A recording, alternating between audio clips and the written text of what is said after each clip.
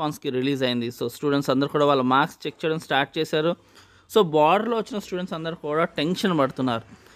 So students మీరు ఎక్కడ tension పడకండి. లైక్ 38, 39, 40, 41, 42 ఈ రేంజ్లో వచ్చిన వాళ్ళందరూ కూడా చాలా అప్సెట్లో ఉన్నారు. సో జస్ట్ ఇవి రఫ్ ఎస్టిమేషన్ మార్క్స్ మాత్రమే, ఇంకా ప్రాసెస్ ఉంది. లైక్ మీ క్వశ్చన్ పేపర్లో వచ్చిన మిస్టేక్స్కి మీకు మార్క్స్ యాడ్ అవ్వాల్సి ఉంది, అండ్ నార్మలైజేషన్ ప్రాసెస్ ద్వారా మీకు మార్క్స్ యాడ్ అవ్వాల్సి ఉంది. కాబట్టి ఎక్కడ టెన్షన్ పడకండి. ఇది కేవలం ఒక రఫ్ ఎస్టిమేషన్కి మాత్రమే ఇవ్వడం జరిగింది. సో కంప్లీట్గా ప్రాసెస్ అవ్వలేదు కాబట్టి ఇది ఫైనల్ మార్క్స్ కాదు. కాబట్టి ఎక్కడ టెన్షన్ పడకండి.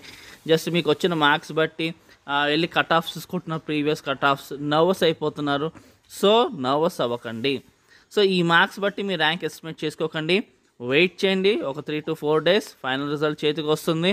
అప్పుడు మీకు అర్థమవుతుంది. ఖచ్చితంగా ఇప్పుడు వచ్చిన దానికన్నా మీకు మార్క్స్ మూవ్ అయ్యే వస్తాయి స్టూడెంట్స్. సో ఎక్కడ టెన్షన్ పడకండి.